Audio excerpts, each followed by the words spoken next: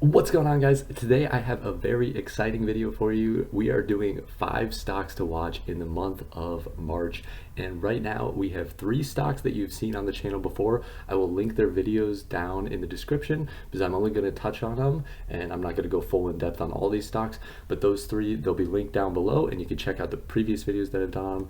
And we have 2 stocks that I'm looking at that are basically brand new. I have bought one in the past before, but one I have not purchased any shares of, and I'm really looking to potentially add a couple and just kind of see where the stock goes. And then we will have one honorable mention at the very end of a stock that I'm kind of looking at. I have a position in, and I might build it a little bit higher, a little bit larger position if the stock goes lower. So I hope you guys enjoy the video. If you do, make sure you drop a like down below, and if you want to see more videos like this one, make sure you hit that sub button. So first, let's take a peek at the S&P 500, how the overall market is doing.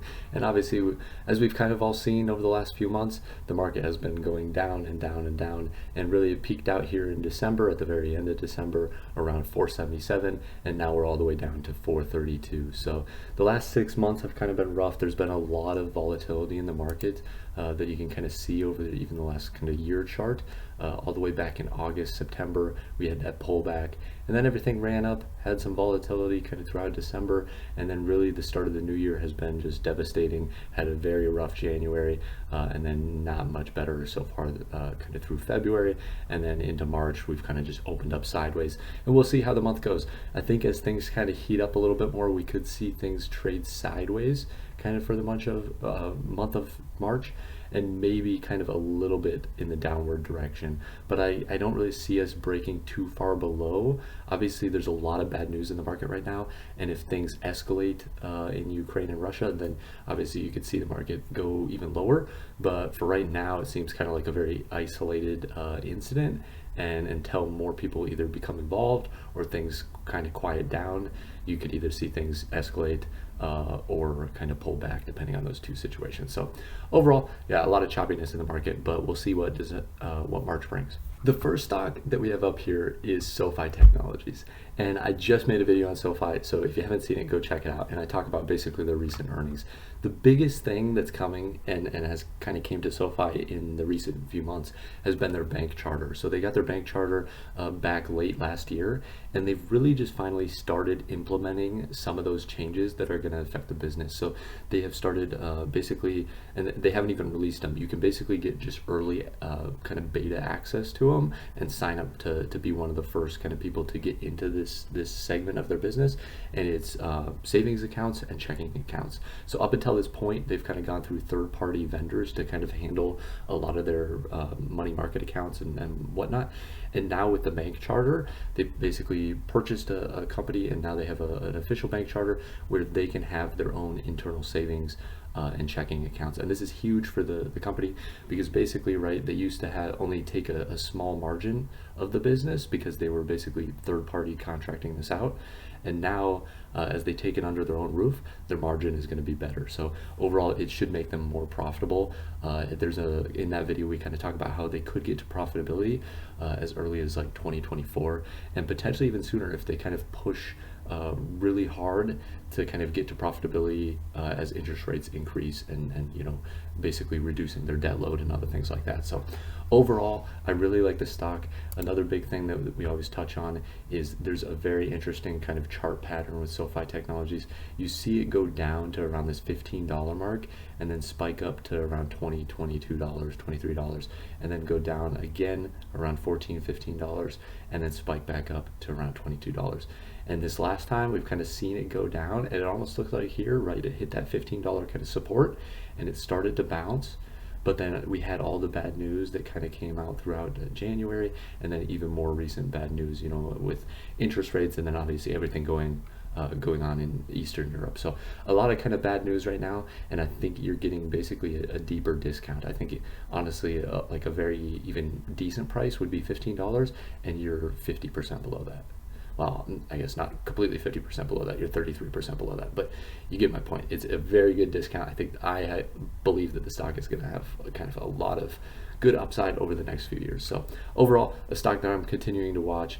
I love it, at its current price. I think if it goes even lower, right now I'm kind of just selling puts around $9, $9.50 to bring in a little bit extra cash, but also hopefully get into the stock.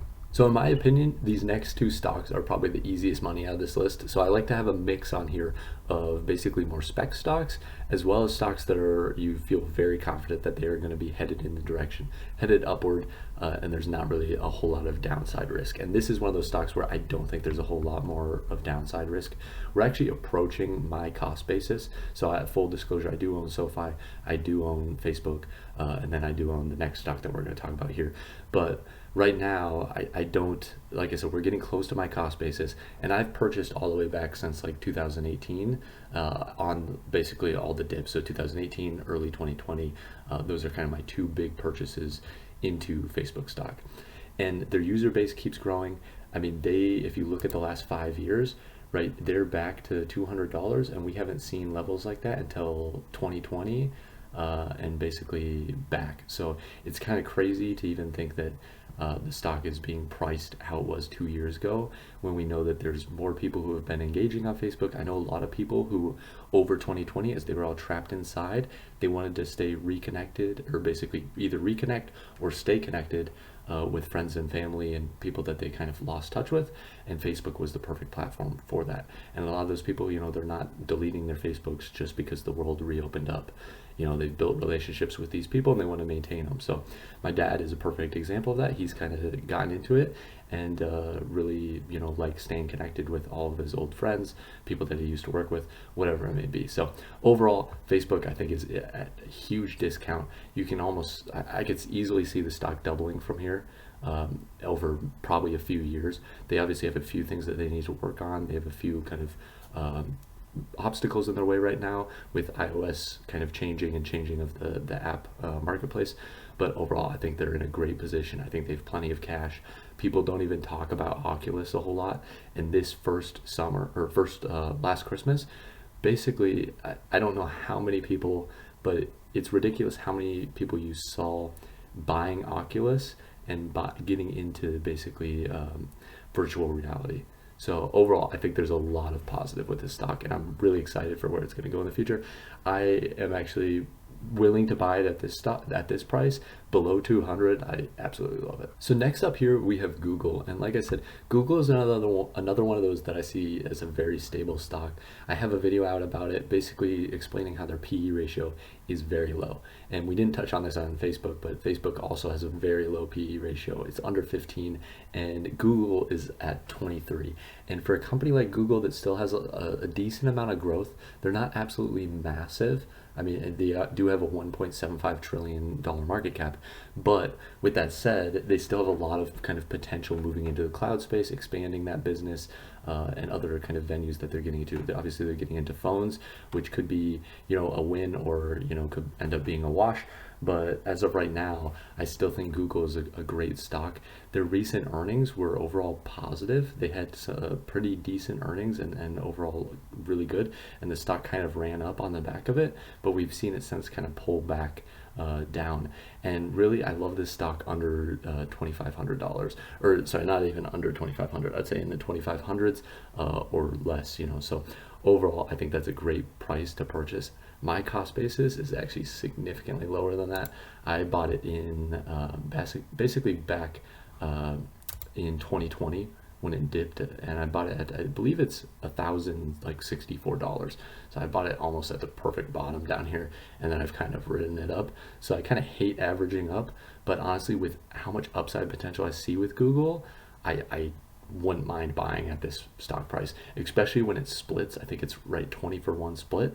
I think the stock is going to be positively affected by that, as well as new investors can basically, people with smaller accounts can afford to get in. You have more option activity, basically just a lot more volume on the stock. So overall, really like Google stock. Next up, we have Uber stock, and this is a stock I love as well, and I've made money off this stock. I, similar to Google, purchased this stock basically at the bottom in 2020. So back in 2020, it got down to around $20 to $25, and I love that range. So I kind of bought when it was between 20, and I think my cost basis averaged out to around $22. And then I wrote it up, and actually kind of in December, I ended up selling off my position. I don't remember exactly where I sold out at, but it was somewhere kind of in this time frame. It was around 50, I think it was $54 if I remember right. and now it's gone all the way back down to almost about where I originally bought it into. And I really am very interested in the stock. I think there's a lot of huge things kind of with Uber. I mean, they own Uber Eats, they have Postmates, Uber Freight. There's a lot of kind of different subsidiaries of this company that I think are going to have a lot of growth into the future. Right now, I mean, a lot of the younger generation is basically their main customer base. And as those people, get older and start having families, a lot of them I kind of see using things like Uber Eats, to order for dinner for their family and just have it delivered so they don't have to make it, and things like that. So overall, really love the stock. I'd love to get it under $25 though. That's really where I'd be very interested in. I think 50 is probably a decent value for it, and I can make a more in-depth video on Uber stock if you guys would like. But overall, I really like the stock, and I think it's got a positive future ahead of it.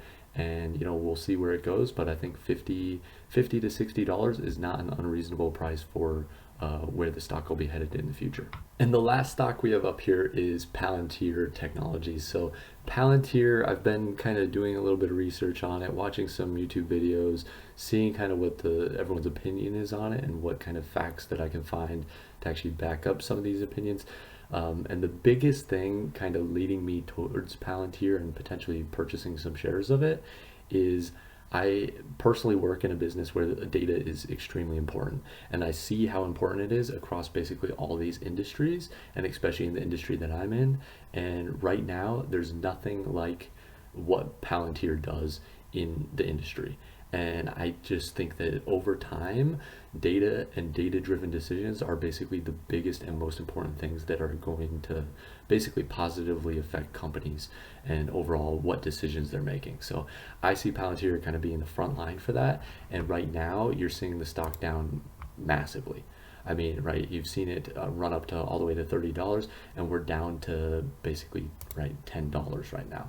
And it even bumped up even higher than that when things were kind of going crazy back when the stock first IPO'd. So overall, I really like the stock. I think there's a lot of upside in the stock, and I'm hoping to kind of keep selling puts underneath it, collect a little bit of premium, but eventually get exercised to some shares. I might sell at kind of $10 or even $10.50.